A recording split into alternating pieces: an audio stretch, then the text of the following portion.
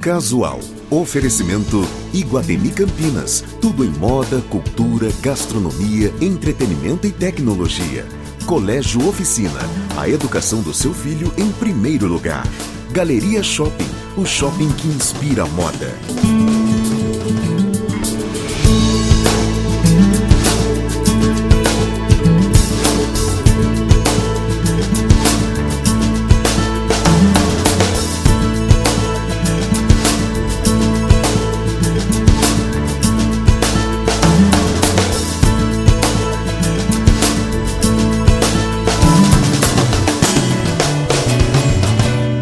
Falar de um jovem que começa a sua vida dentro de Campinas, a vida profissional, com uma relativa expectativa de realmente seguir esta carreira brilhantemente, não é lá muito fácil não. Por aqui já passaram inúmeros artistas que começaram a sua carreira em Campinas, inúmeros compositores, geralmente de música popular, outros artistas, pianistas, violoncelistas, violinistas, enfim. Mas um jovem compositor e maestro que tem aí todo um trabalho já desenvolvido e muito bem aceito, eu acho que é a primeira vez. Eu me sinto muito honrado em receber hoje aqui Rafael Piccolotto de Lima, que é naturalmente este campineiro da Gema que vocês já devem ter visto ou lido através da mídia. Prazer enorme tê-lo aqui conosco. Prazer estar aqui com você, uma grande alegria. Tão jovem, está aí. Como é que começou tudo isso? O meu interesse pela música eu sempre fui muito interessado desde pequeno em música, mas não comecei o estudo formal muito cedo. Eu tinha uma tia do lado da família do meu pai que tocava piano, não profissionalmente, mas formada em conservatório. E eu lembro de criança ir na casa dela e ficar encantado como que aquelas bolinhas pretas no papel se transformavam em sons nas mãos dela. E então eu lembro, eu devia ter 5 anos, 6 anos de idade, a minha brincadeira favorita era pedir uma folha de papel pautada para ela e colocar bolinhas no papel, fingindo que eu estava compondo, né? E aí, quer dizer, eu acho que foi até um grande incentivo, provavelmente ela pegava aquelas minhas partituras e tocava. Só que tocava, claro, alterando, floreando, querendo outras coisas. E eu, enquanto criança, fiquei encantado com como, nessa magia, como assim, as ideias, esses pontos se transformavam em sons. Eu acho que esse foi meio que o spark no começo, né? Essa coisa que deu essa faísca. O start mesmo. Foi isso. Mas o meu estudo formal de música começou muito mais tarde, relativamente tardio, aos 13 anos de idade. Isso no Colégio Notre Dame, que na época tinha começado um programa extracurricular que incluía a aula de instrumentos todos. Que assim, eles iam atrás de professores para servir os alunos. Então esse que foi o começo musical. A partir disso, depois eu acabei estudando com o primeiro trompete da Orquestra Sinfônica de Campinas. Isso eu acho que com 15 anos. Ingressei na Unicamp também aqui em Campinas. Isso, fez a universidade. Fiz o curso de composição erudita e acabei fazendo o que eles chamam de modalidade combinada. E eu acabei cursando música popular como saxofonista. Então a minha formação aqui em Campinas, que começou formalmente aos 13 anos, durou por mais de uma década aqui em Campinas, culminando com a dupla formação na Unicamp de música popular e composição erudita. Rafael, eu acho assim muito interessante uma pessoa, um jovem, que está dentro de um ambiente cultural, como o brasileiro proporciona à nossa juventude, que não é lá muito dado à música erudita. Infelizmente, eu não diria uma elite, mas eu diria uma pequena parcela da comunidade, para não dizer da sociedade, se interessa por música erudita. Então o jovem já nasce ouvindo dentro de casa o que você puder imaginar, menos música clássica, normalmente. Sim. Me corrija se eu estiver errado. Perfeito. Com você aconteceu diferente ou isso também é uma passagem normal na sua casa? Ouvia-se muito música popular e pouco música erudita? Eu acho que em casa eu não era tanto uma exceção nesse sentido de estar ouvindo frequentemente música clássica, mas existia aquela parcela de CDs de música clássica ou de trilhas de filme que eu acho que a trilha de filme ainda é um meio musical que acaba absorvendo muito dessas influências de uma tradição de música clássica, mas apresentada para grande público. Né? É um clássico, digamos assim. Então eu gostava muito de trilhas sonoras, que eram com orquestra, e tinha clássicos da música brasileira, como Tom Jobim, por exemplo. Então tinha em casa, e CDs de jazz. Então eu sinto que em casa eu tinha, numa parcela pequena, mas à disposição, uma variedade. Um leque de opções. E a minha família é uma família que valoriza muito a arte. Meu pai, ele é arquiteto artista plástico, e o lado picolô da família sempre gosta, sempre que tem oportunidade de viajar, vai a teatros, vai a musicais. Esse lado, e é verdade mesmo. Então eu, por mais que não seja uma grande exposição, eu tive uma exposição desde criança a ver musicais de Nova York, assistir concertos, né, fora do Brasil e aqui no Brasil, e eu acho que isso me criou um grande fascínio neste universo musical. Porque é isto que interessa saber, e é por isso que eu fiz a pergunta, para passar para o nosso caro telespectador, como se pode colocar uma criança dentro desse universo. Porque os pais muitas vezes acham difícil convencer o filho, ao invés de ouvir a galinha pitadinha desde criança, já começar a ouvir um pouquinho de música de Bach, de Albinoni, coisas suaves em alguns momentos. Isso já vai induzindo instintivamente a criança. Ou estou errado? Não é verdade? Perfeito. E é engraçado porque você pega um jovem na sua idade, ou mais novo ainda, com 20 anos, na Europa principalmente, ele vai a concertos, ele vai a ópera, ele vai a teatro, a danças e tudo mais, a balés. No Brasil, não. E a gente tem também uma diferença que a gente pensa, a música, a erudição, é uma coisa que é muito própria da Europa, que veio da Europa, dos conceitos. É o berço lá.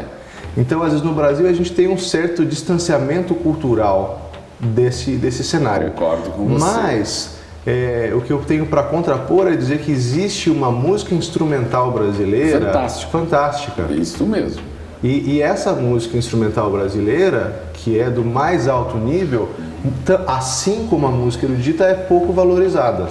Exatamente. Aí prevalece o quê? O que nós vemos aí.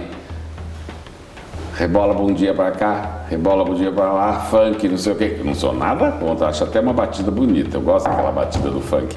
Mas se você se ater a só isso, você não chega a lugar nenhum e não evolui, não é verdade? Sim. Bom, você sabe que até nesse assunto interessante eu fiz uma pesquisa no meu doutorado sobre como que as pessoas desenvolvem o interesse musical. E é exatamente sobre isso. E dizendo que resultou? O resultado é o seguinte, a música, como tudo na vida, ela cumpre uma função na vida do indivíduo. E aí, na maioria da vida das pessoas, a menos aqueles que são grandes entusiastas de música, né, eles vão gostar de uma música que cumpre uma função social e útil. Então o jovem, ele vai, muitas vezes, são duas razões, né, o adolescente, você imagina. Uma é a afirmação de personalidade. Quem são os meus colegas, o que os meus colegas ouvem, o que está na moda, o que é bacana ouvir. Isso.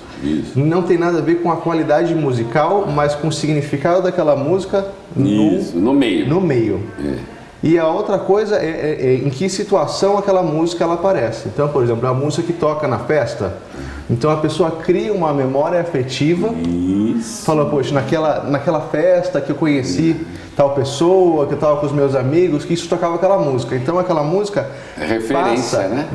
Ela cria uma memória psicológica daquele tipo de som, aquele tipo de situação. E como aqui no Brasil não se toca erudito e clássico em todos os lugares, não cria memória afetiva nenhuma. É isso também, é verdade. Nós temos aqui alguns trabalhos de Rafael e eu quero que você tenha o prazer de ouvir alguma coisa. Nós temos aqui o Rafael Piccolo de Lima e a Orquestra Urbana. Nós vamos falar já sobre isso. E tenho também um CD que Rafael me trouxe, Fantasia Gismontiana. Você é esperto que já sabe que se refere a Egberto Gismonti, lógico, né? E Rafael de Lima quer que, naturalmente, você conheça essa obra agora. E é para você. Vamos dar uma olhadinha?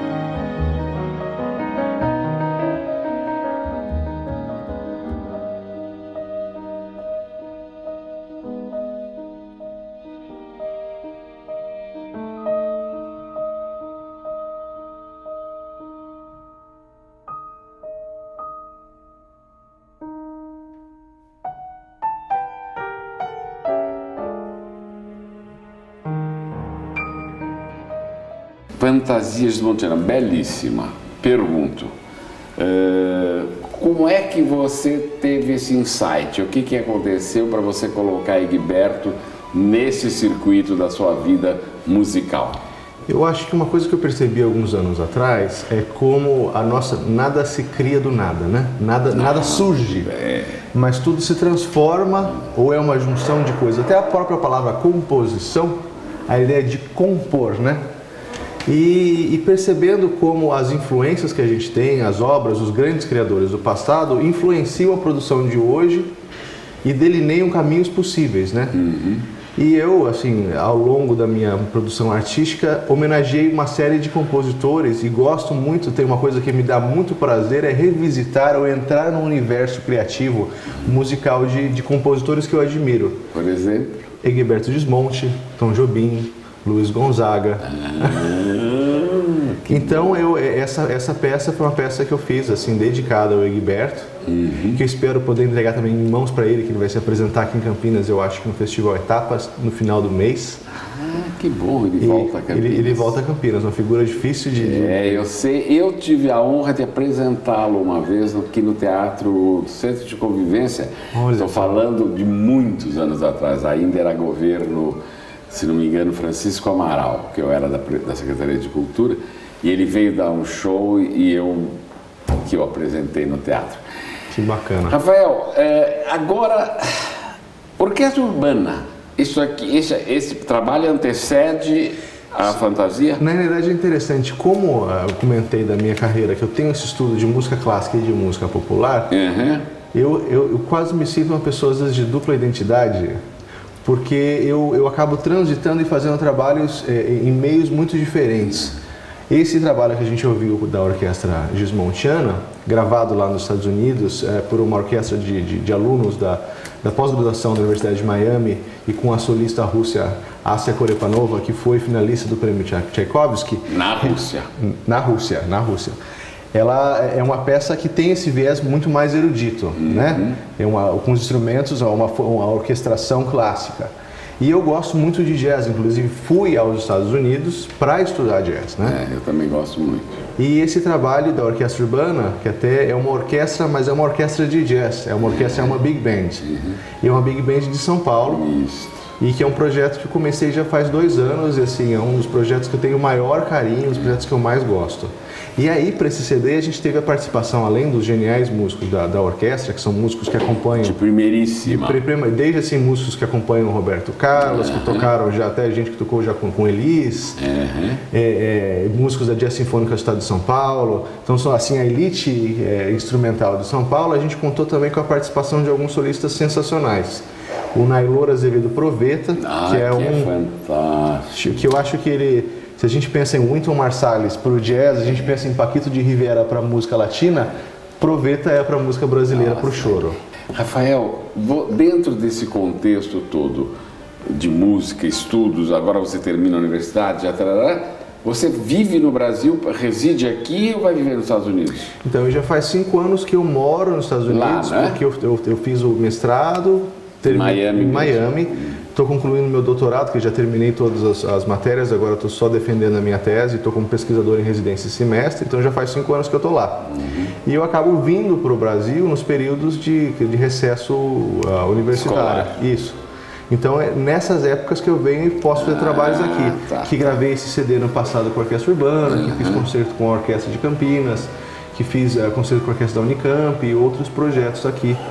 E você volta agora, Rafael, ainda este ano? Para o Brasil? Não, para os Estados Unidos. Eu volto agora no final do mês, dia 29 eu estou embarcando, já sai agora. Fico o semestre lá e agora para 2017 estou planejando a minha mudança de Miami, provavelmente para Nova York.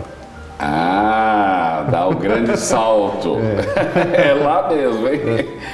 Rafael recebeu agora, semana passada, uma honraria da Câmara Municipal de Campinas, nada mais justo, que foi a medalha Carlos Gomes. Até foi uma propositura do vereador Luiz Henrique Cirilo, e Rafael foi lá receber essa homenagem. Rafael, concertos nada por aqui nessa temporada? Eu fiz alguns com a Orquestra Urbana, fizemos alguns shows de lançamento, fizemos Sesc Pompeia em São Paulo, fizemos um novo espaço em São Paulo que é a Casa da Música Instrumental, Jazz nos Fundos, apresentamos... É novo esse lugar? É novo esse lugar. Ah, não conheço. É novo. Onde fica? Eu não vou saber te falar o endereço agora.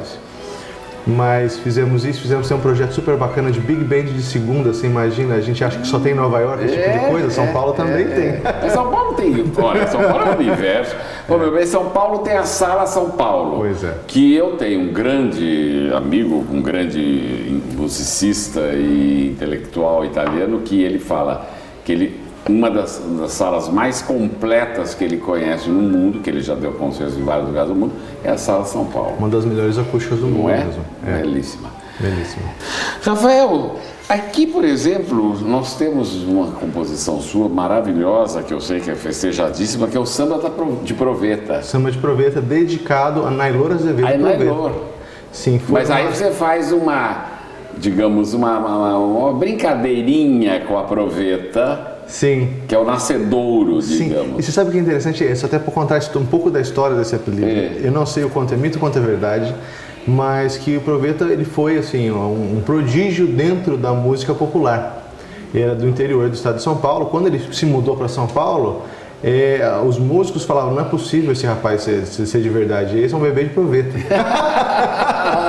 Daí que surgiu a brincadeira. Então não é nome dele? Não é nome dele. É um apelido, mas que virou nome artístico. Incorporou. Todo mundo chama ele de Proveta. Mas então o nome de batismo é Nailor Azevedo. Nailor Azevedo. Isso. Aí virou Nailor Azevedo Proveta.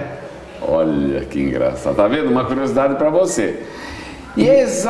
Diga. E essa é uma peça interessante porque durante o meu estudo na Unicamp eu fiz um projeto de pesquisa, iniciação científica, sobre a linguagem da música brasileira específica para grupos de sopro. E eu pesquisei o trabalho da Banda Mantiqueira, que é uma referência no estado de São Paulo, e quem é o líder é o Proveta. Então eu fiz uma pesquisa sobre a linguagem dele, etc. Fiz entrevista, analisei músicas dele. E agora, depois de 5 anos desse trabalho, assim, de ter estudado até a linguagem dos sopros nos Estados Unidos, do jazz, foi um retorno a as minhas origens musicais brasileiras, fazendo essa homenagem a um dos músicos que eu mais admiro. Que é ele. Rafael, a propósito, procede que os instrumentos de sopro dos brasileiros são de primeiríssima qualidade? A gente tem grandes musicistas aqui no Brasil. Tem grandes musicistas no Brasil. É interessante que apesar que não existe uma tradição tão forte de instrumentos de sopro no Brasil comparado aos Estados Unidos. Porque nos Estados Unidos existe, além da questão do jazz, que usam muitos instrumentos de sopro, principalmente trompetes, trombones e saxofones, né? Isso. Existe uma tradição nos Estados Unidos muito forte de bandas marciais, né? Dos jogos de futebol americano. Isso. Então, as bandas são... Nos colégios, da cultura. Os colégios, as crianças dos colégios tocam nas bandas. A gente não tem essa tradição aqui no Brasil. Mas mesmo não tendo essa tradição, existem grandes músicos de sopro no Brasil. E você agora vai curtir mais uma peça de Rafael Piccolotto, Samba de Proveta.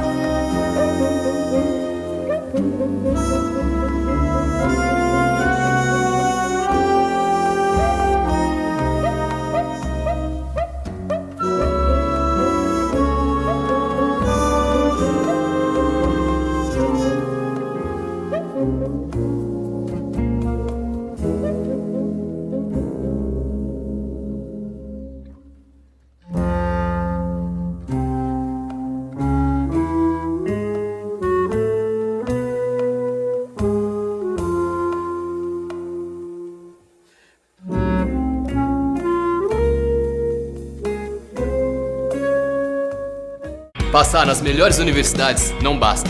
Com a Oficina do Estudante, você gabarita. São 316 aprovados na Unicamp e 284 aprovados na USP. Venha para a Oficina do Estudante. Na Oficina, gabaritamos!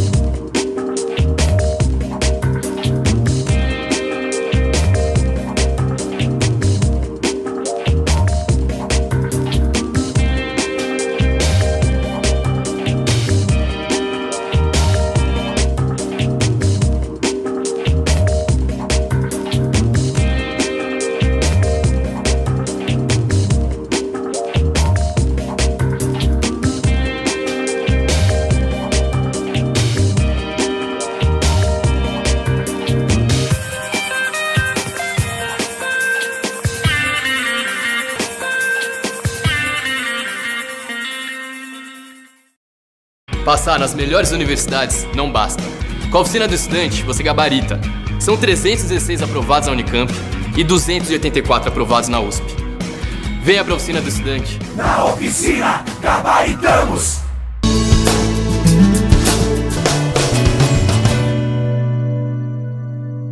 Gostaram? É bonito, né? Samba, mas ele tem aí esse lamento no início, é quase um choro, não é? Sim, eu acho que essa peça ela acaba passeando um pouco por esse universo brasileiro, porque se a gente for pensar, o choro e o samba eles se relacionam muito, né? E o Proveta é uma figura, acho que um dos maiores instrumentistas do Brasil no gênero, tanto no samba quanto no choro. Então eu resolvi homenageá-lo criando uma peça que transita de um universo ao outro. A gente começa, vocês ouviram uma música assim bem lenta, com a cuíca, essa coisa bem chorada, e aos poucos o ritmo vai acelerando, vai crescendo, vai acelerando a música. A gente chega naquele trecho que a música dobra de andamento, né, e com uma grande energia. Verdade, que beleza. Rafael, o Grammy, por exemplo, eu queria que você falasse um pouquinho, porque olha, é um sonho dourado de qualquer artista latino-americano estar lá e receber a indicação e, quiçá, conquistar o prêmio. E agora, de repente, você não só já teve essa indicação em 2013, como você agora vai fazer parte da Academia Grammy, é isso? Isso, exatamente. Conta um pouquinho isso para mim. O Grammy, assim, como você disse, é realmente uma grande honra. Seria comparado ao cinema, que é o Oscar, é o Grammy, Grammy na música. Então, assim, é uma grande honra tanto ter sido indicado quanto fazer parte da academia. Eu fui indicado em 2013, foi assim uma coisa que eu não esperava realmente, por uma composição que eu escrevi para a Orquestra Sinfônica Nacional da Costa Rica, um concerto em homenagem a Tom Jobim. Eu escrevi a abertura do concerto, chama Abertura Jobiniana, fazendo uma referência ao Jobim erudito, Jobim sinfônico, que muitas pessoas não conhecem. Não conhecem. Que também ficou muito lá para trás, Sim, né? Sim, ficou para trás. Quando ele veio... E que ele ficou também, a produção dele de música do cancioneiro, né? As canções do Jobim foi um sucesso mundial. Assim, Vila de Ipanema foi uma das músicas mais tocadas do mundo. Ele foi engolido por esse sucesso, viu? Foi engolido. Por isso que o erudito ficou abafadinho lá atrás. Ele foi engolido, foi tamanha a repercussão, não é verdade? Verdade, Rafael? é exatamente isso. Eu sei, porque eu também, modéstia à parte, estudei música. E fiz conservatório também. Ai, que bacana. Com a Olga Normanha, foi uma grande professora aqui em Campinas. Tá aí, olha, eu ficaria horas aqui, você ouvindo naturalmente, e eu vou deixar ainda um som aí do Rafael para você nesse final da entrevista, para que você possa degustar essa inteligência musical, essa especialidade que é o carinho, é o aconchego de decifrar a música, de interpretá-la, principalmente porque vem do âmago, vem da alma, e quando põe para fora que o compositor consegue fazer essas bolinhas pretas que ele falou lá no começo da entrevista, e alguém interpreta e você escuta, é sensacional. Isso aí realmente é a evolução da vida. Isso aí é o contexto de Deus. Isso é a universalidade da música, da arte, da cultura e do ser humano como parte dela. Rafael, muito obrigado por ter vindo. Muito obrigado a você por me receber aqui, uma grande alegria. Eu é que agradeço.